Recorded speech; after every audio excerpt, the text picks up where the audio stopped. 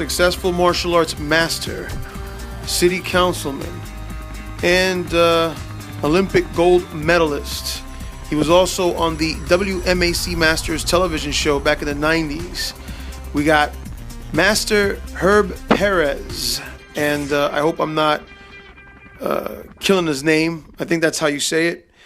And well, anyway, you know, I'm excited to have him on the show, and I'm a huge fan. And when I was a teenager, I probably said this before, you know, I used to watch a lot of that show, WMAC Masters, and that's where I discovered the guy, you know, and I've been a fan ever since, and I've always wanted to talk to him and all that. So anyway, I just want to remind you guys that you have just entered the Mavericks Dojo. When you competed in Barcelona in 1992? Yeah. You were, if I remember, you were a gold medalist in Taekwondo. Correct. Which to me, that's like a huge accomplishment. You know what I mean? I mean, most kids started out back when I was doing it for self-defense and for, we lived in a tough city, New York City, and so I started for that reason. Then I started to actually compete, and, people started to realize I did pretty good at that. And as a result of that, I started to compete more and more on regional and then state levels.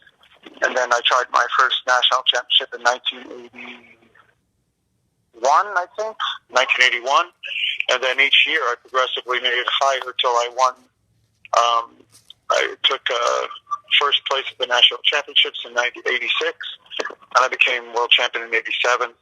And over the years, won a bunch of, won the Pan Am gold medal and the Olympic gold medal. And it really all started out when I was coming up as part of a self-defense need, but then just a love of the sport as a competition sport. I just didn't think there was anything more dynamic, more anything that could use your body and your mental acumen to such a better degree.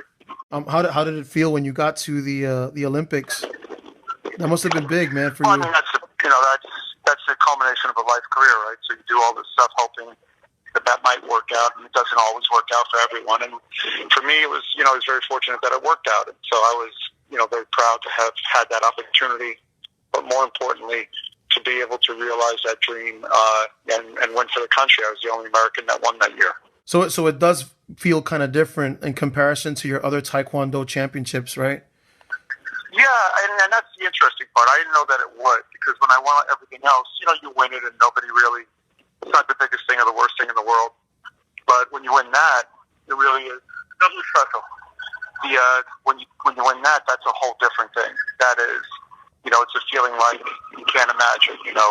It's people revere it. Just winning, just going to the Olympics by itself is something, and then winning is even a bigger thing. So the idea that you actually went to the Olympics, most people are amazed with, but the fact that you win, that's something that they can't even comprehend. Wow. Were you nervous when you got there? Not by then, no. I mean, but by then I had been fighting and winning and competing at a high level for a very long time. And so I didn't get nervous any longer. It wasn't something that happened. But I had realized that you have to just have fun and enjoy the experience. So I got to a place where I was just enjoying what I was doing. I knew it was going to be my last tournament. So I enjoyed every single moment of it. Who were your instructors coming up in your martial arts training? Well, Ki-Chung Kim was 1967 national champion in Korea, came to the States and taught all of us.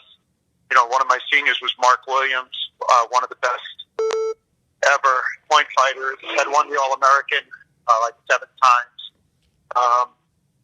One of my Kung Fu instructors was Sifu Vizio, who was a PKA world champion kickboxer, like 11 titles. So I've been very fortunate to have great instructors who shared their knowledge with me and allowed me to become the best that I could become. Awesome. How did you end up on WMAC Masters? They asked me, I was going to law school, and at that point I was interested in just law school. And they saw me at the Olympic Games, and they asked me to come down and see them. So I said, I'm going to really focus on law school. I don't really have an interest. but they said, please come down and see us. So I went down and I met with them anyway. And as a result of that, they kind of, like they said, well, you get an action figure. So I said, well, okay, I'll come to law school. I owned one, by the way. Come on, those things. That's the whole reason I did the show. It was fantastic. So I still have a few. But what a great opportunity that was to do things that you couldn't really do. Yeah. Do you still hook up with those guys that you work with on the show? I do. Once in a while, Larry Lamb is out this way. We're trying to put together a little reunion between all the guys just for fun and the girls. Richie Brandon passed away, unfortunately. Wow. But there's, a bunch of good, talented athletes, whole different world. Not my world, not Olympians, but, in their own rights, Olympians, really just the top of their sport. Can't say good enough things about those guys. These guys are really competent athletes. Cool. Do you still train a lot these days, or do you just teach? I do. I still train all the time, and I train every day, and I train my athletes for competitions. I have 1,800 kids in my schools, and I train them all the time. I ride a lot of bicycle these days as well. That's my main source of exercise. I still kick and punch though every day. Your school is called Gold Medal Martial Arts. Am I correct? Correct. Okay. And you're also a politician, I believe, right? You're a city councilman or something at Foster? I'm mayor of my city. So what are your duties? My city this year. What are your duties there? Like, what do you do? Yeah, it's you just budgets. I was on the board of directors of the Olympic Committee, Olympic Conservation, other things, and so I had the skill set I had developed, and so I wanted to continue using that skill set, and so I was fortunate to be able to run for city council. They approached me. I ran, won. This is my second term, and so it's kind of big. It's big stuff, but it's great to be able to use the skill sets I developed over the years. Awesome. And one last question: any projects coming up, or any projects coming up, or anything that right now I'm focused on becoming Father of the Year. Awesome. I got 2 kids, and that's what I'm focused. What I focus on now is I help people with projects as they need them. So I had written a book. I'm looking at writing a second book. I wrote a curriculum for the United States Taekwondo called the Torch Program. We rolled that out with Maya. That was a good success. I'm looking at what that next venture might be. I want to do a series of life skill vignettes that we would give to martial arts school owners to help them build that component of their building. But those are some of the things that I'm thinking about currently.